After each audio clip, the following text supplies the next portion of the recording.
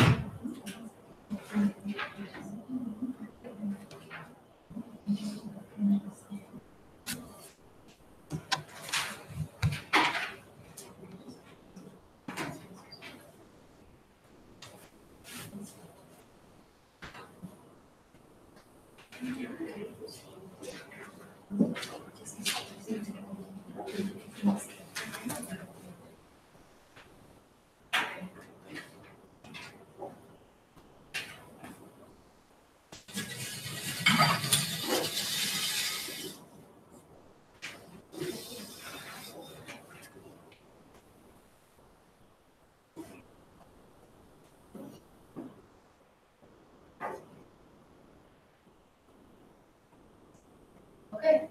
All right. In that case, without any further ado, I would like to invite the Prime Minister to open the case for side government and to make his polls. Here.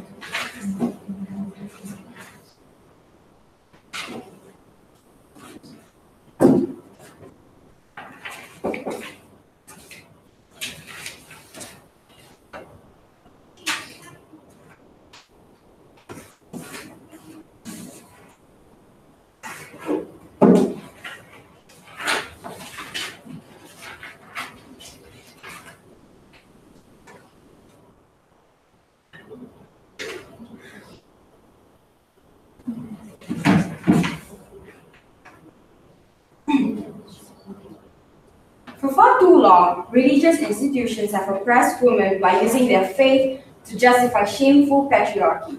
It's about time we put women in strong positions whereby they can both equally practice their religion without facing the consequences of sexism. What does our model look like? Firstly, what do we support? We think that feminist movement should post-protest marches, parades to encourage female inclusion to be in religious institutions. Secondly, we will name and shame religious institutions that refuse to put women and priests or imams, etc., and all the other like monks and other stuff. And thirdly, we would push that women have the same access to religious leadership, even if it defies religious doctrines or historical practices. And fourthly, and if needed, we will allow women to form their own religious institutions that allow them to be in these positions. And for example, like building church and every other stuff connected to this. My moving on to our argument. So we think that religious institutions are sexist, and putting women in position of leadership would help control that. Would help control patriarchy. Why do we think this way? Firstly, women are oppressed in religious institutions, not just because specific religious doctrines remove them of certain rights, but also disallow them from practicing their religion to the same extent as men do. What do we mean by this? There are two levels of analysis that I will provide in this argument. Firstly, we think that often positions like priests or imams or monks have a very unique relationship to their religion, and they're often seen as the one closest to God, and because of this, they can perform specific rituals like giving forgiveness, like carrying out mass, and this means oftentimes men will have access to these positions, and whereas women are literally disallowed to do so in this world. So as a result of this, the ability of women to follow their religion is less than that of a man, and less than what a man can do. And this is that. Other than religious rights, women suffer because of a very patriarchal doctrine taught by religion. Like, for example, the Bible. A female adulterer should be stoned to death, whereas a man will not get the same punishment. And like, for example, in Islam, men are allowed to just marry 4 people, and like they're told to get rewards in the afterlife, but women, they cannot do the same thing. And because of this, the big reason why women suffer is because of the religious doctrines that are interpreted literally and in a very harmful way. And these interpretations and implementation of these doctrines are carried out by men. Before I move on, sure. This debate is not about which gender the religion prefers. This debate is about why the feminist movement should campaign for female leaders to lead the religion. You should actually hear what my arguments were before you POI such things, because I'm giving you a bigger picture of how the current world looks like. So maybe you should focus more on my arguments before assuming things.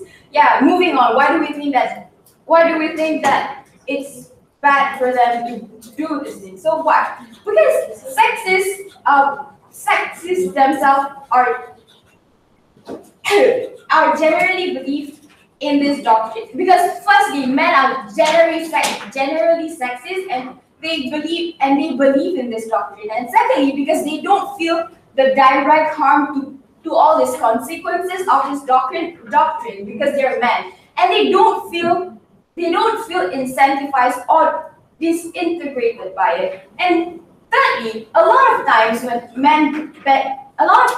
these men actually benefit from these doctrines because it's easy for them to control when women are not able to. So what's the comparative in this? When you place women in position of religion leadership, firstly, you allow women the same access to religious fulfillment as similar to men, because they can form a strong relationship when they become priests and imams. Yeah. And secondly, when you put these women in position of leadership, they have a position and power over how religious institutions work. This means that women become more powerful in a way that they can carry out more leadership work as similar to men, more if they are allowed to do so. So, what does this look like? What people are more likely to listen to them? People are more likely to listen to what these women are going to say. What female individuals are more likely to say in the society rather than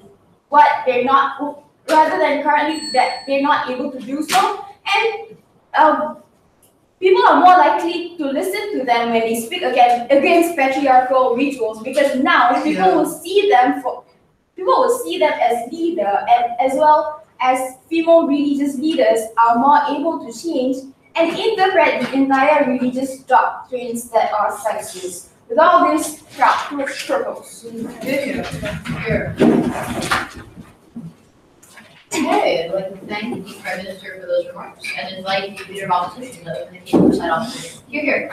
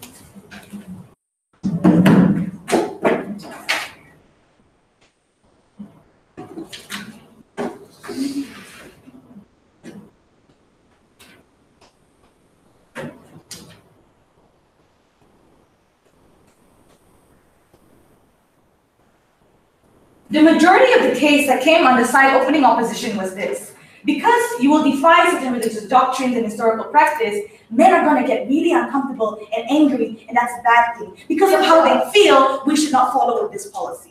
What side opening opposition did not prove, however, is that in the world that they live in right now, when women are afraid to speak out, when men are in these positions of power, and there is no women to actually have that influence to control the way religious institutions work, they don't explain how then women can slowly climb up the ladder and break the very strong patriarchal narratives that occur on the side of opening opposition. Under their world, they do not prove a solution to the very systemic sexism that occurs. In my speech today, I will tell you why religious institutions will restructure to accommodate more to women. But before that, two main issues of response. Because the main thing that came out on the side of opening opposition was that feminist movement should not be obligated to help these women.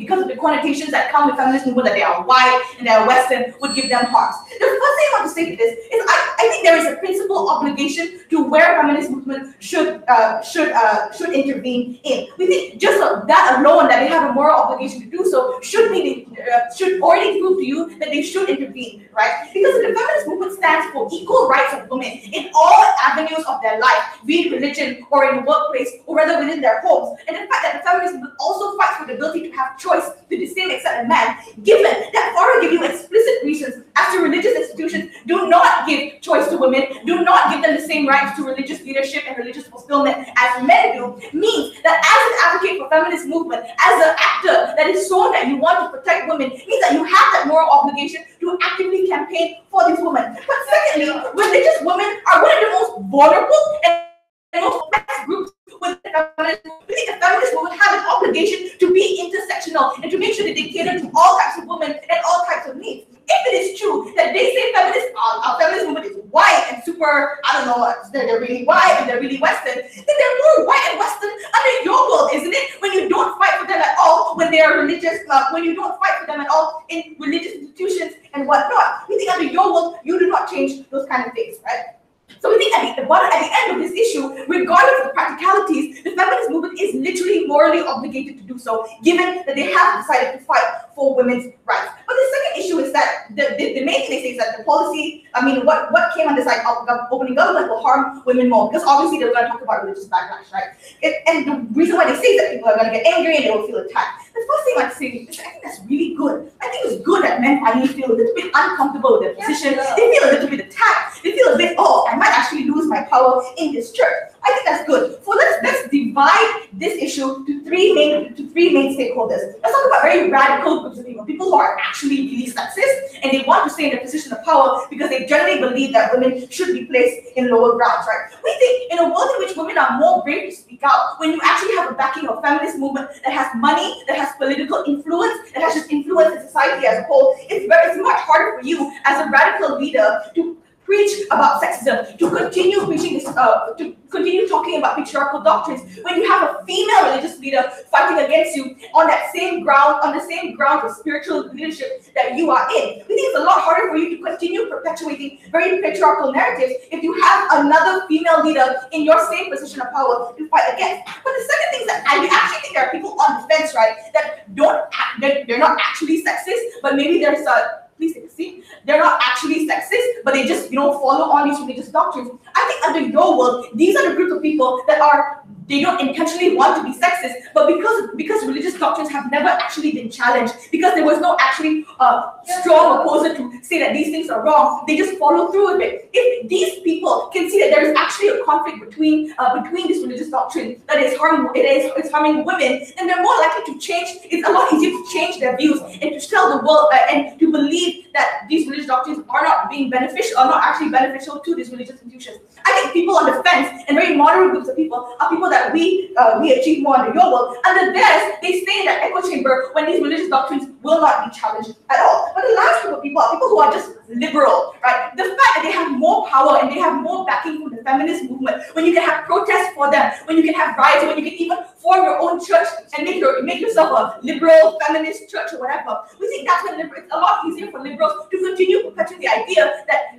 equal rights within religious institutions can still work. Meaning, as a whole of this, because of these three stakeholders, we think every member of the religious institution will either A, if they're sexist, will no longer feel comfortable to continue perpetuating that sexism, but secondly, the groups of people that actually are not sexist or maybe innocent in the way that they choose to be sexist are people that were more likely to convert and change their mindset. But before that, yes. People conservative on your world who feeling attacked, meaning that there will be no acceptance and moderation towards female leaders.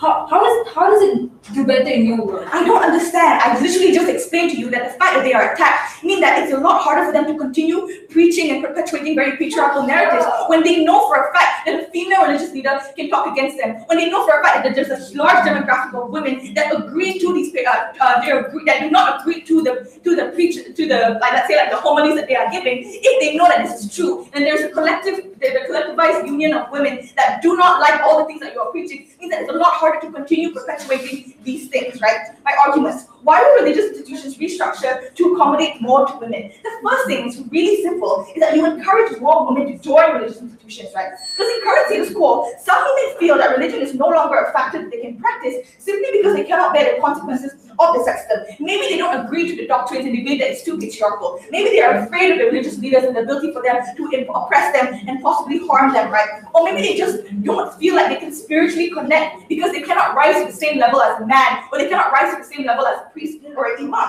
We think once women are in positions of power and you put them in religious leadership and religious leadership's role, I think a lot of women on the ground will feel a lot safer to go to church or to join a mosque or to do all these things because they know for a fact that they are protected by a religious female leader. I think just the sheer fact that you allow access to religion more to women is a win in of it itself. That the fact that religion is no longer a barrier to certain women, we think that's something that means that the world becomes more feminist then. But secondly, we think religious institutions should restructure to bring women up the ladder more. Because in current status quo, we think in our world, churches and mosques are more likely to host things like classes for women who want to be priests, like RCIA meetings, or including them into religious practices that used to be exclusive to only men. We think under our world, when religious institutions know that women are a viable candidate to be in religious leadership, they're more likely they're more incentivized to cater to them, giving them classes, having them giving access to rituals and whatnot, things that would not exist under your world when patriarchy is literally goes unchallenged.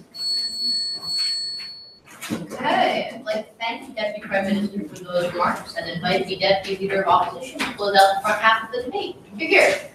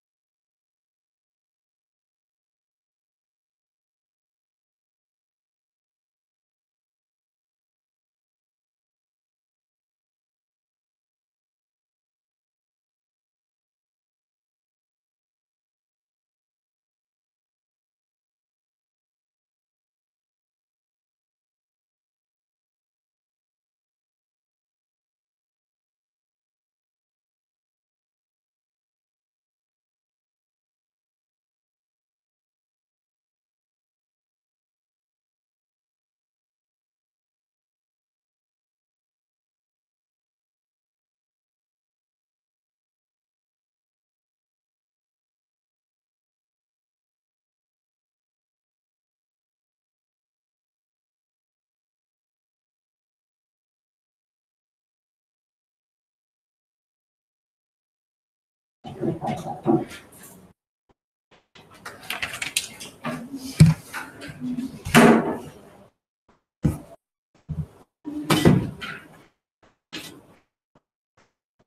think that SciGov takes a very naive view when they tell you that, oh, by aggressively trying to appoint female leaders in religious organizations, you introduce the feminist narrative into religious organizations. So the first thing that we want to rebut is that this policy is not likely to be effective, and we prefer a bottom-up approach. So 2 reasons to why this is unlikely to be ineffective. So openly told you that they would shame people, religious organizations that don't appoint female leaders. So this actually puts pressure to people on religious organizations to appoint female leaders. But then what we think is that this is not effective, because when you appoint leaders from the religious organizations as well, the first thing is that they don't have that expertise, and they are very much conditioned and indoctrinated by their own religious faith and their own religious values. So these are people, most people who subscribe to religious faith, they are born into like the religion, and they spend their childhood growing up listening to their parents, listening to people around them, telling them that,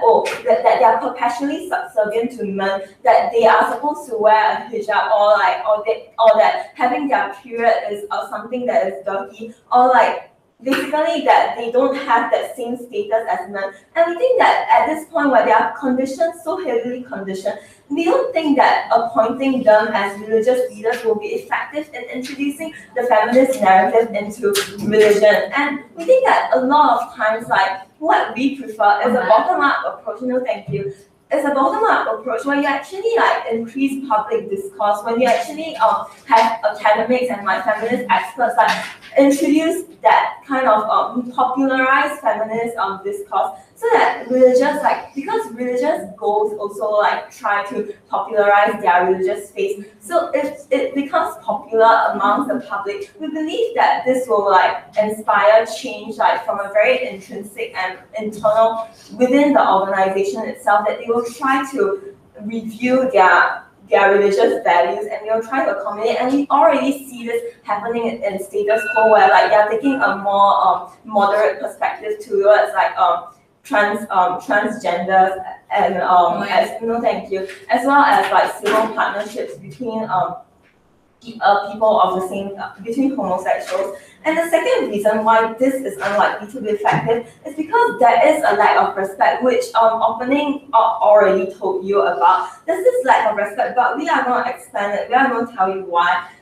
further elaborate on why there isn't this kind of respect. Because when you pressure men to appoint, when you pressure like religions to appoint female leaders, what's likely to happen is that men will just appoint leaders, females, that they think that they can influence, that they think that can act as their puppets and their placeholders. So what happens is that they don't actually have any real respect.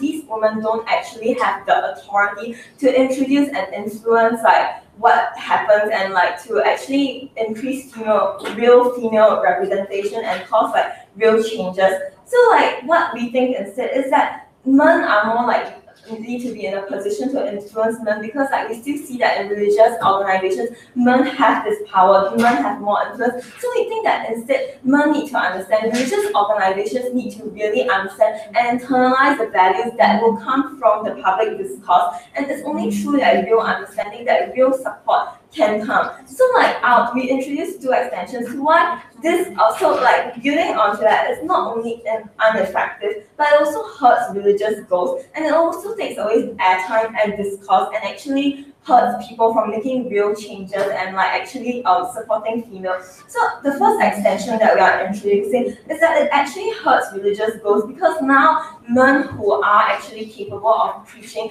they might not have that religious position, and they might have to give it up instead to like some other female. But then men who are capable of preaching don't get to preach, and we think that this hurts the quality of religious discourse and like the preaching, the quality that religious people like receive from their priests or their religious leaders, and also hurts the legitimacy of religions. Because like you see that religion, they do want that kind of legitimacy. Like we see very often that religion, like they want the legitimacy to influence and like have a voice and like political discourse. So like in terms of euthanasia, when a state is talking about whether they want to legalize euthanasia, you see that religion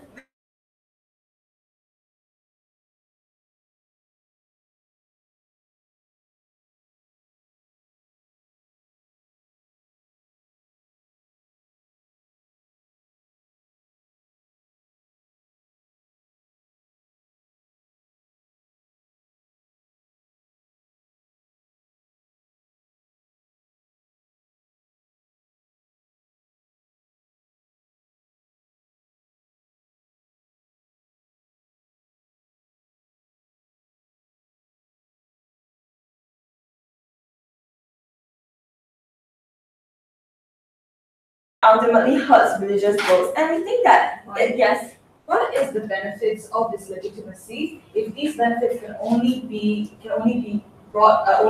received to men and not to women?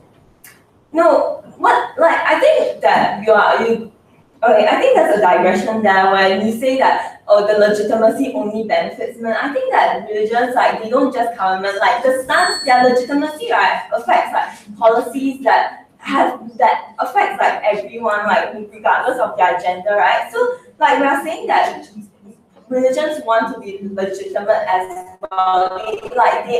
They do have like that kind of spiritual value. So like they want that kind of legitimacy in the sense of like oh, they are able to give moral advice and like spiritual advice. And we think that that kind of legitimacy needs to be protected because like it's something that like the religion like value, religious organizations value. So like moving on to my last point, right, it takes away like airtime and discourse on like actual change. So at the point in time when you have like female leaders appointed forcibly, right, there might not be actual change for all the reasons that I mentioned earlier because like there's no real respect. They might just be puppets and like they might really just practice their own religious beliefs and there's like no actual change. But then right, what religious organizations can say is, oh, now like we do have actual representation. Now we do have now we are gender equal, but in fact there's no real change. That might be still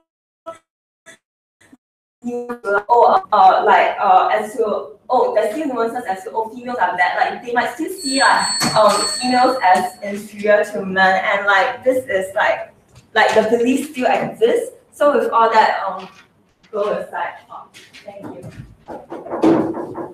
Okay, I'd like to thank the member of opposition for those remarks and invite the government to close out side government. Here.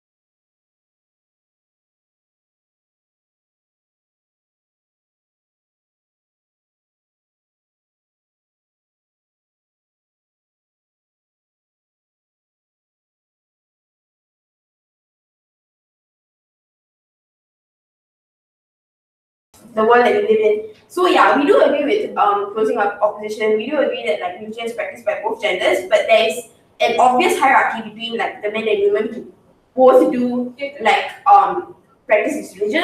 So what I'm gonna do is like talk about how this backlash is gonna harm the women specifically.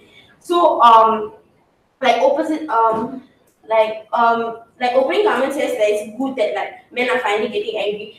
But like what they fail to do is to understand the implications of this anger. So like men like already like men are like better at like listening to men and like better at listening to men. When you put like a woman in a position of power and like you like okay, first off like okay, I'm gonna talk about like how like later on like why like the women like in this position of power aren't even gonna like say things that are radically different from like what men are preaching already nowadays. But like in their best case scenario, right? Like women, like let's say like we put women like in their best case scenario. I'm gonna like completely like talk about what's best case scenario. It's not gonna happen later, but like in their best case scenario, like we put women who actually want to change things, like who like practice like very like who preach things that are very different from like the narrative that's like being preached right now. They're like they talk about like how like closing government talks about how like the men are suddenly gonna like notice like the feminist movement now and feminist movement and like join the feminist movement because they're like on our side right now. Because like the feminist movement is not just about education, it's also like about like religious equality. Because now like women suddenly care about like equality in religion as well. Obviously women like care about these things, but like there's like no logical link to like suddenly women no longer being man hating because like the women that like let's say like these women are preaching like these things that are like different from like what men are like accustomed to over like so many decades. How are they not going to be seen as men hating? Like men are just not going to be like, oh, they're suddenly on our side, but like just because they like are now like more vocal, like sure like they might be more vocal and like they and stuff, but like they're still going to be like preaching things that like men do not want to hear. So like no way that they're suddenly gonna like achieve like this magical like collectivization. And what we're actually gonna do is like create backlash against like women lah. So like men already like I said before, like they already have like control women like many ways. So when you put like a woman like again best case scenario, I'm gonna talk about their best case scenario first. Like they put in like a woman who like says that like okay, like you can divorce a man if like you if he like abuses you or like whatever. You think like a man is just gonna be like, yeah, sure, like you are right and like I want to like sure you can like run away. No, like he's just gonna like rebel even further against them, even like maybe physically like harm the woman, which is like not something we want. And like what our policy does is like create like a bottom like up like down all of your down like a bottom up push that's like already sort of happening in status quo. So like what we see in status quo is that like religion is not static. Like we already see like religion like evolving like throughout the years. Like we see like previously like in India like women are like were not allowed to like enter certain temples and like blah blah blah. But because of like how globalization is happening and we see like the internet and we see like barriers being broken down between women all over the world, between men all over the world. Well, men who have like the agency now to effect like policies that like men who again have like the high positions of power would be receptive to. Like with all this globalization that's currently happening, we do see like concrete steps. And like what we like in our world, we want that sort of approach that does not create like this sort of harmful backlash. Like secondly, like like this is like the best case scenario.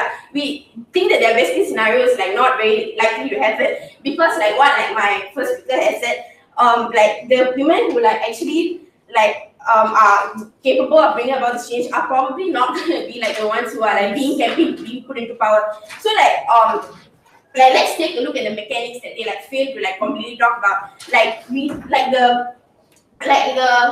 the aggressive campaignement of women to be put into positions of power, right, are going to be conducted by men. I'm presuming they're going to be conducted by men because we live in like a patriarchal society. Men who are going to like campaign for like these women who are like going to be put into places of power, right? Like my first speaker has said, are first off likely to be indoctrinated like by the already like patriarchal values. So like how does this look like? Like the women who are going to be like put into positions of power probably come from like long lineages. So like their dads, their moms, blah blah blah, are probably going to be like priests and stuff. So what all these priests are going to do, like, hey, my daughter is like a female, and like she's on your side because she's a female, and like they are going to be like campaigning for like these women who already subscribe to like their own beliefs. So like what this does, which I'm going to like talk about later, which Andrea has mentioned, is actually take away from like the actual discourse that should be happening. Because what this does is like create like a sort of pseudo discourse that's happening, and this actually like even further harms the women who actually in the future might be able to like who might be able to come into positions of power. Because okay, so again, like expanding on that, like the women are like not going to be like truly capable. They're not going to be truly capable of effecting this change. They're not the best people who are going to be like being put into like this position of thing. And like of course like they are closing like government with like completely fail to engage with like this characterization. And what's this again, like what this further does is like the women in the future who like actually like are able of like who want to like make like effective change and stuff, you're gonna like lose their support as well. So just when you first put like these women who have been indoctrinated for like years and years by like priests, and you put them in position of power and say, hey, this is like your representation. This is the woman that like is like all supposed to be on your side, and this is like what you should be subscribing to, and blah blah. This confuses the women who actually like who actually want to change things. Because like these women like in positions of power actually like who are supposed to be on their side and preaching new things will actually be preaching the same old things. So like this makes them question like their own like newfound beliefs that like from the current globalization that's currently happening. So in our world, we say continue on with like this globalization. We say this backlash is harmful in like this patriarchal society that we're living in, blah blah blah. It's gonna harm all the women, and like organizations having religious not static, blah. Yes. Okay, I'd like to thank the opposition with remarks. Invite you all to cross the aisle, shake hands, be friends, and step out while we chat in here.